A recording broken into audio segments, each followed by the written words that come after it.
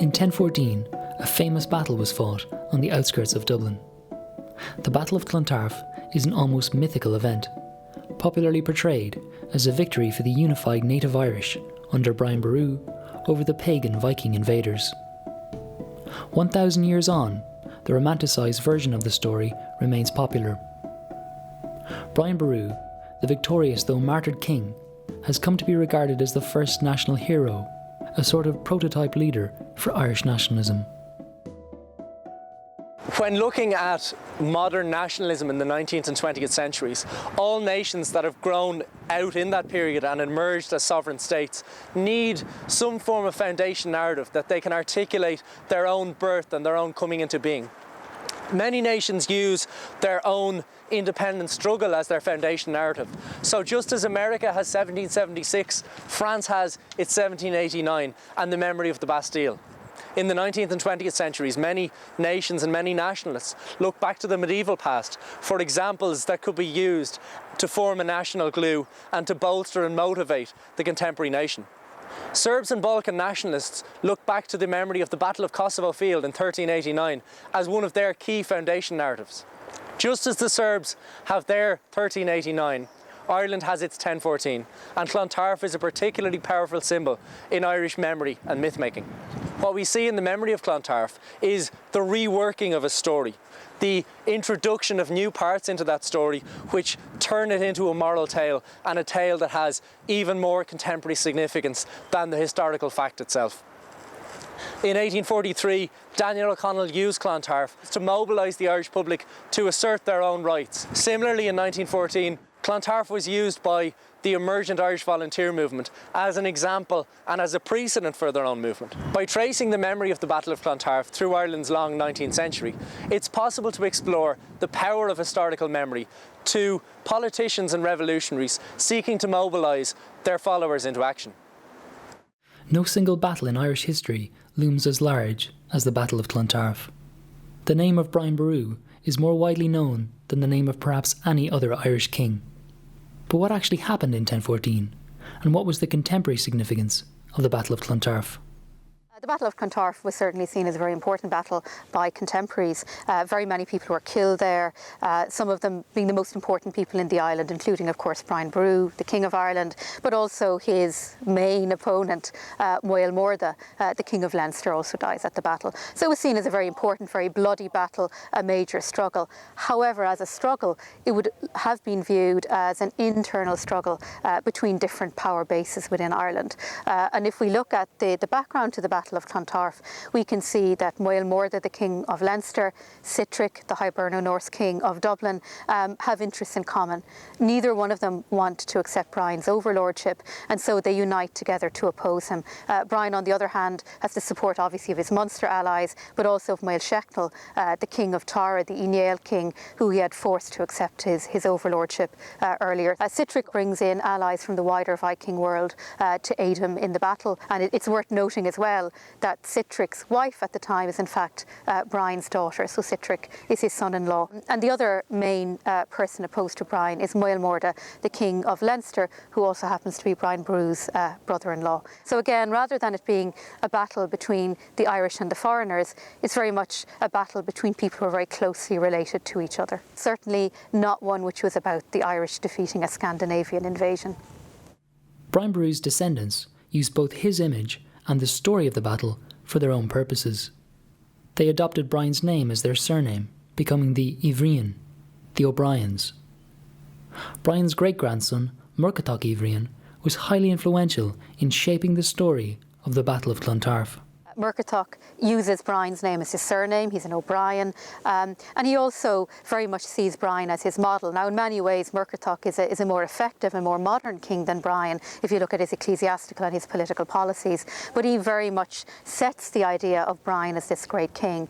He also commissions the writing of a great saga which commemorates Brian Boru and the Battle of Clontarf, Cogad Gael Regalav, which is probably written around the turn of the 12th century. And in a sense, it does what many commemorations do, and I suppose it's the danger of commemoration, is it distorts the past in order to support the politics of the present. And for Murkertach, King of Ireland, somebody who's really pressing these claims, the idea that he would have this great heroic ancestor who had saved Ireland from the Vikings is a very powerful political image. Now the text itself, it's a long, rambling text. It combines annalistic accounts which are near contemporary, with a sort of a vast sort of narrative about how wonderful Brian is. And it presents Brian as this ideal Christian king, because there's Brian, the holy king, an elderly man at his prayers being cut down by an apostate brothier who's presented as this, evil figure. And it almost presents Brian as a Jesus figure who was martyred for Ireland on Good Friday. I mean, incidentally,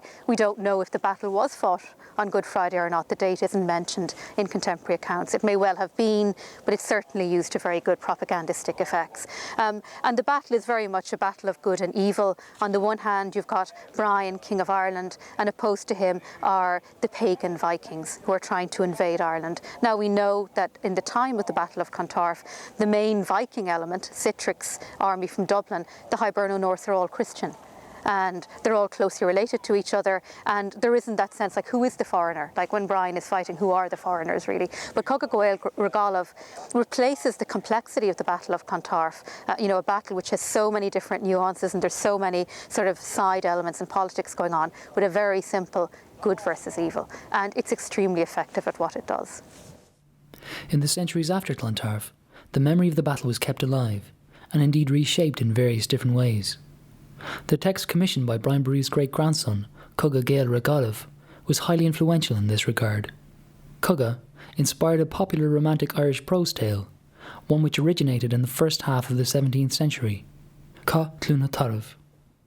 Clontarf translates into the Battle of Clontarf in English. It is the Irish language prose text describing what happened at Clontarf. However, it is very much a story. It is not history. We're very much here in the realm of story. The characters in question, yes, they are the historical figures. Brian Boru and his son Murracha in particular feature in the text. But it is a literary reenactment of what happened at Clontarf. I would assign the actual text to what we call a romantic tale.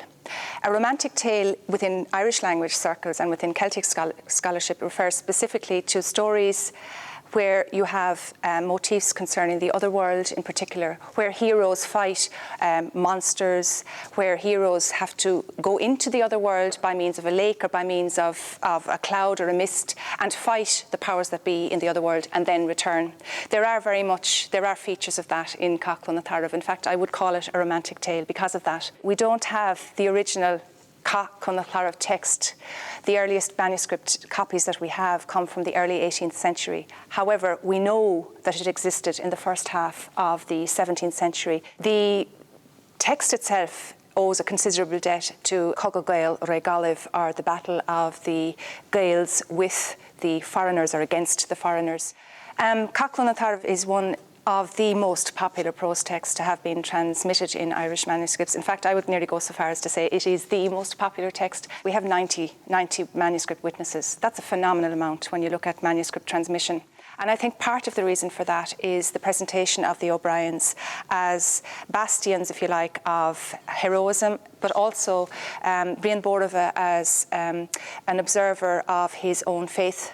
For instance, he's presented as somebody who observes the Good Friday fast. He doesn't want to spill blood. That would have resonated very much with the reading public and certainly with the scribes at the time. The text itself continued to be transmitted very much so into the second half of the 19th century. I think that would have resonated very much with political activists and certainly with antiquarians, people who actually were members of this institution, the Royal Irish Academy. So that the text itself, while it provided much entertainment for people sitting at the fire at night, it also was a text that presented a certain image of Irishness, of language, the association of religion, Catholicism. And it is this presentation of the Saviour, Brian Boru, and his son, which would indeed have caught the imagination. All of that package, so to speak, would have been very, very, would have resonated very much with, I think, the pulse of the time. The large number of Clontarf manuscripts points to the popularity of the romanticised version of the Clontarf story. This popularity meant that, by the mid-19th century, Clontarf was a useful reference point for those hoping to mobilise popular opinion for political causes. The symbolic potential of Clontarf was not lost on one of Ireland's greatest political leaders, Daniel O'Connell. As part of his campaign to repeal the Act of Union, O'Connell held a series of mass meetings across Ireland throughout the year of 1843. The series was to culminate at Clontarf. O'Connell was at an advanced stage in his career by 1843. He was 67 years of age, and he had dominated Irish politics for decades. His great achievement had been the winning of Catholic emancipation in the teeth of considerable opposition from the British political establishment in 1829. O'Connell faced a big challenge in the early 1840s because the new Prime Minister, his old adversary, Sir Robert Peel, was deeply unsympathetic to demands for repeal of the Act of Union, O'Connell's great cause. O'Connellite repealers had not done very well at the 1841 general election, and so O'Connell felt that he needed to revive the old tactics he had used in the 1820s of the Catholic Association, creating a mass movement, a democratic pressure force, which would be tightly organised through the Repeal Association and also financed through a regular contribution that would be paid by hundreds of thousands of members. O'Connell planned to demonstrate popular support for his movement by organising meetings of the municipal corporations, large cities such as Dublin, which had been open to O'Connellite influence since they were reformed in 1840. O'Connell himself, for example, had been Lord Mayor of Dublin. But more widely, he organised a series of mass meetings held at strategic places throughout the country throughout the summer of 1843. These mass meetings, or monster meetings, as they were known by the hostile Times newspaper, and then a phrase that was then taken up and applied to them generally, involved the meetings of tens, possibly hundreds of thousands of people converging from all parts of the countryside to a strategic spot, often a place with great historic or cultural significance. Places like Tara, Cashel, Mallarmast, Limerick, and they usually opened with a great procession involving mounted men on horseback, demonstrating, of course, the respectability of the association, the degree to which it had support from people of property. O'Connell himself often featured prominently in the initial procession. And then uniformed bands, including temperance bands, trades associations with their banners, very colourful and highly disciplined, almost military formation of people heading towards the appointed place. And then O'Connell's speech was the centre point of the entire meeting. Of course, many of the people present couldn't have heard his speech, but they were reported extensively in the newspapers, and they always focused on the theme of repeal. But in addition, they drew attention to the historical resonance of the place where people were assembled. So O'Connell was tapping into historical memory, including the memories associated with the particular place where the meeting was taking place. Tara, which is its association with the High Kings of Ireland, Cashel, the Kings of Munster, Mallarmast with its 16th century massacre, and even places which were associated with the still recent horrors of the 1798 rebellion. The Clontarf meeting was due to take place on the 8th of October. It was to be the culmination of the series, intended to deliver an overwhelming demand for repeal. Clontarf was to follow the pattern of the earlier meetings, but on an even grander scale. The place into where O'Connell intended as the site of the meeting was called Conquer Hill, which is now a residential street in the suburb of Clontarf. We're here in St Anne's Park in Raheny nearby, which gives us some sense of what the open space of Conquer Hill might have looked like. O'Connell had overtly referred to the symbolism of the Battle of Clontarf in the run-up to the meeting. He proposed to have it at Conquer Hill on the site of a mound, which he said was a mound erected over the bodies of the fallen Viking soldiers. Some had said that it was a mound erected over the body of the fallen Irish soldiers at Clontarf, but nevertheless, he made explicit the connections between the mass meeting at Clontarf and the battle.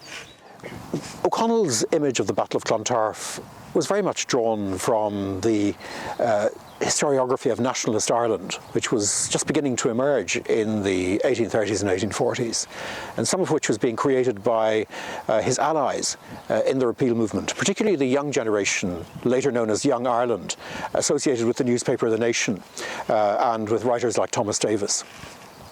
These were producing an inspirational version of Irish history, not an academic version of Irish history, a version of Irish history which was supposed to inspire national loyalties and national feelings. O'Connell once described himself as Old Ireland in comparison to the Young Ireland movement of Davis and his contemporaries. But they were at one in their belief that Irish history was the history of the emergence of the Irish nation. And the Battle of Clontarf, of course, was sort of a landmark event in the emergence of this nation. It wasn't interpreted in academic terms at all. It was interpreted in national terms. The atmosphere of growing expectation around the mass meetings alarmed Irish conservatives. The large-scale plans for the Clontarf meeting caused the government of Robert Peel to act. Peel had initially been very dismissive of the repeal movement. He didn't feel that he had to respond to it very seriously. He didn't take it seriously.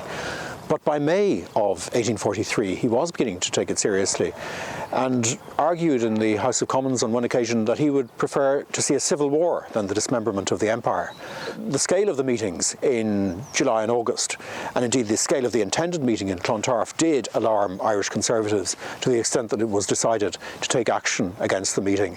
This was also, of course, inspired by the fact that military language was used in at least one of the advertisements calling the meeting at Clontarf in early October, talking about our repeal cavalry. And this ultimately swung government opinion decisively in favour of taking a military response, proclaiming the meeting and landing troops, additional troops in Dublin to be prepared for any violence in the event of an attempt to hold an illegal meeting at Clontarf. O'Connell's response to the government ban, the government proclamation banning the meeting, showed his complete control over the repeal movement. The ban itself, the proclamation, wasn't issued by the Lord Lieutenant until quite late in the day, on the eve of the meeting, after dark, on the evening of the 7th of October. Immediately O'Connell decided that he was going to comply with the ban. He mobilised all the resources of the Repeal Association to send out men on horseback to the roads around Clontarf, turning away crowds of people who had already begun to assemble and were moving towards the site, getting the printing presses going, printing handbills and posters, advertising the fact that the meeting had been called off. And this was so successful that by the morning of the 8th of October, when the meeting was due to take place, the only people present on the site at Clontarf were the military. O'Connell's decision to comply with the ban and call off the Clontarf meeting was consistent with his rejection of violence. However, the decision alienated many of his supporters, who felt that the government's inflexibility in banning the meeting demanded a violent response. Gavin Duffy, in his memoir Young Ireland, talks about the momentum that had been built up during the repeal year of 1843, and saw this as almost like a tidal wave of support that had been built up and then was allowed to simply break and dissipate because of O'Connell's failure to act in 1843, because of O'Connell's capitulation, as he saw it, to the government. Now, of course, what O'Connell saw were warships in the bay, regiments of soldiers on the field, guns in the pigeon house trained on the site, and the prospect of a terrible massacre. What Gavin Duffy and the younger generation saw was the mobilisation of a population which could possibly be used to enforce concessions, to demand concessions from the British at the point of a gun, if necessary. But this, of course, was contrary to the non-violent doctrine that O'Connell had been advocating since the 1820s. This doctrine now began to seem somewhat old-fashioned and out of date to the Young Irelanders. In the period after Clontarf, we do see the emergence of an Irish nationalist historiography, of an account of a glorious Irish past, a search for, I suppose, military heroes and heroism in the past. Davis and his successors found it in various sources. They found it, for example, in the military legends of and history of the wild geese, the Irish regiments who had fought in the continent in the 18th century. They also found it in the ancient past, in the record of the pre-Norman past, and particularly, of course, in the study of figures such as Brian Boru and the Battle of Clontarf. So, as the Gaelic revival gathered momentum in the late 19th century, and became associated with celebration of everything that was distinctively national. Then, of course, aspects of Irish history of the early Norman period came to be given great prominence. By the beginning of the 20th century, therefore, the idea of 1014 as a successful battle in a centuries-long struggle for Irish independence had become extremely attractive to Irish nationalists. Because of highly significant political and military developments in Britain and Ireland, awareness of Brian Boru and Clontarf was to reach something of a high point as the 9th centenary of the battle approached, in April 1914. The political and military leaders of 1914 in Ireland very much looked to the Battle of Clontarf and understood its significance on the contemporary. For the founders of the Irish Volunteers, Owen MacNeill, Thomas MacDonagh, the Battle of Clontarf began to signify the greatest single event in Irish history where a unified Irish army, a unified Irish military force stood against the foreigner as they perceived it. While the 9th centenary of the Battle of Clontarf was looming large in public memory and in academic circles, in the political sphere, 1914 saw a rapid escalation of events. Ireland stood not only on the verge of crisis, but also on the verge of independence. After 4 years of political endeavour, the Home Rule project looked like it was finally coming to fruition. A Home Rule bill had been introduced in 1912, and by 1914 it was only months away from passing on to the statute book. In Ulster, the opposition to Home Rule simply wasn't feasible through ordinary constitutional means. As such, Ulster Unionists rapidly moved into a phase of extra-parliamentary opposition, beginning with the inauguration of the Ulster Volunteers, the signing of the Solemn League and Covenant in September of 1912, and by 1913 and into 1914, the situation in Ireland was deteriorating rapidly. In March, officers of the Curragh mooted that they wouldn't carry out any orders to impose Home Rule on Ulster. Subsequent to this event, at Larne in April of 1914, the Ulster Volunteers landed a large consignment of arms and ammunition. This brought about a change in the Irish situation. Essentially, although guns had been filtering into the country for a period before this, in April of 1914, the gun was introduced at large to Irish politics once more. In this period, history and former precedents of Irish nationhood and Irish sovereignty became all the more relevant to public debate. So much like Daniel O'Connell in 1843 saw Clontarf as a moment in the ancient and distant past that had contemporary significance and portent, the same thing occurred in 1914. Clontarf signified much of what was occurring in the contemporary. In November of 1913, the Irish Volunteers had been inaugurated. As a movement within nationalist Ireland to oppose the opposition of Ulster, the Irish Volunteers represented for the first time a united army on the island of Ireland led by Irishmen. Brian Boru for Owen MacNeill, Thomas MacDonagh and their contemporaries was very much a symbol of a united Ireland, a symbol of an assertive Ireland, and a symbol of an Ireland that had its sovereignty. In 1914, they looked for the emulation and the replication of these events at Clontarf in the contemporary. On the 7th of February 1914, a new paper was inaugurated in Dublin. The Irish Volunteer was the official organ and the official newspaper of the Irish Volunteer movement. In its very first issue, one of the leading articles was written by Sir Roger Casement. In that article, Casement looked to the Battle of Clontarf as one of the significant events on the horizon and on the calendar of the Irish Volunteers in the year of 1914. He saw the 9th centenary of the Battle of Clontarf as a key opportunity for the Irish Volunteers. It allowed them to represent themselves as forming part of an Irish martial lineage, going right the way back through 1798 to the ancient and medieval Irish past. He also saw it as a battle where Ireland was united against the foreigner. Obviously, this wasn't the reality of Clontarf. However, for Casement, this was very much the Gael versus the Gaul. He wanted to use Clontarf as an opportunity for Irishmen of all creeds and all political viewpoints to come together on the shores of Clontarf, on the sands as he saw it, to commemorate the battle in unison. In spite of Roger Casement's call to volunteers to assemble, the reality of Clontarf in April of 1914 echoed Daniel O'Connell in 1843 more than Brian Boru in 1014. As the 9th centenary approached, it rapidly appeared that Casement's initial call of the 7th of February was not going to be honoured. The volunteers were manifestly unprepared. In a very interesting article in the Irish Volunteer on the 4th of April 1914, A correspondent going under the pseudonym of Conan Whale looked to the Battle of Clontarf and said that the volunteers simply weren't ready. Although there were small commemorations in Fermoy and other parts of Ireland, at Clontarf nothing happened. Contemporary developments stole the limelight when, on the 24th and the 25th of April, Ulster volunteers landed arms at Larne and other ports along the coast. This very much usurped any historical commemorations that were planned for April of 1914. On the 26th of July 1914, 3 months after the Ulster volunteers had landed arms, the Irish volunteers successfully landed rifles and ammunition at Howth, in open daylight and in open opposition to the prohibition on the importation of arms. Whereas in Ulster in April of 1914, arms were landed on a grand scale and very much in an event that fully armed the Ulster volunteers in a night. At Howth, this was an event that was carried out in daylight and largely for spectacle rather than an effective arming of the force.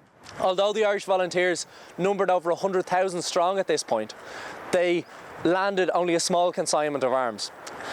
After landing the arms at Howth, the Irish volunteers, about 800 in total, assembled at Howth and marched back into Dublin City.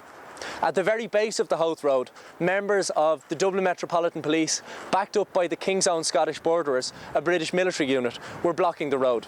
Volunteer cycle scouts, cycling ahead of the main body of Irish volunteers, noticed this and reported back to the Irish volunteer commanders that the road was blocked and that an attempt at seizing their arms was contemplated. At this, the Irish volunteers decided to wheel to their right and move down Charlemont Road to try and get to Malahide Road and circumvent the military picket. The police and the military quickly realised what was going on. Leaving a skeleton force to block the Howth Road, they bolted down the street on which we're currently standing. Moving through Marino Crescent, the police and military reblocked the Malahide Road, and at that point a standoff occurred. The Irish volunteers were freshly armed, however they didn't have any ammunition for their rifles. And this caused problems. The Irish volunteers simply turned their rifles around to use them as clubs, and what developed was, as one contemporary recounted, a battle of helmet and club against club and bayonet. At least 3 volunteers, including the senior volunteer commander Michael Judge, was bayoneted. Not fatally, but still the Battle of Clontarf of 1914 drew its own casualties. One member of the body, Darrell Figgis, approached the police and argued that the Irish volunteers had a right to parade with arms, as the exact same thing had occurred in Belfast the week beforehand. While the police and military were distracted in this discussion with Darrell Figgis, a rearguard of the Howth volunteers was formed up on the road to block the military from progressing and trying to disarm further volunteers.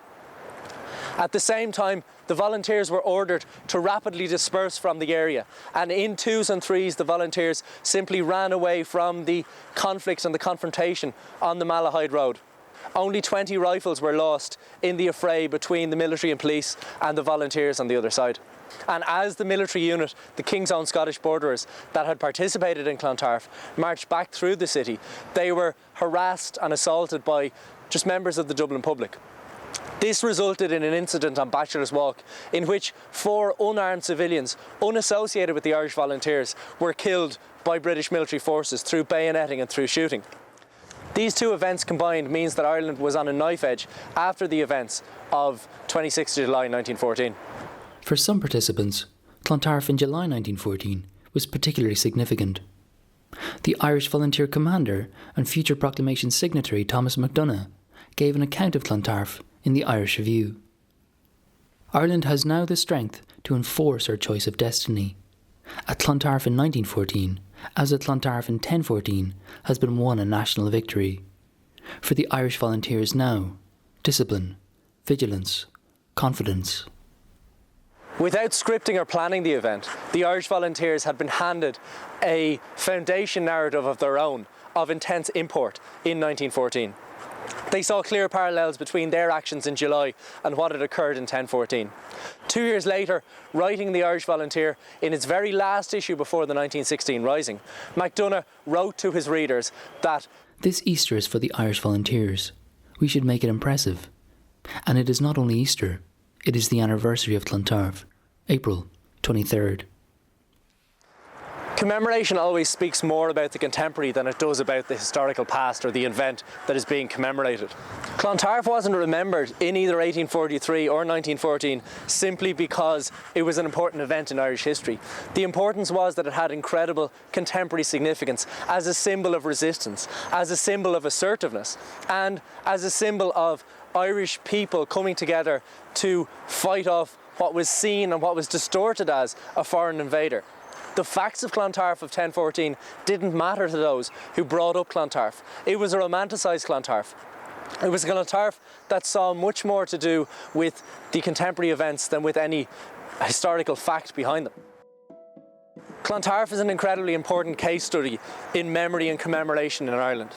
By assessing Clontarf across different chronological episodes, we can see how memory evolves and how powerful distortions of the past can become.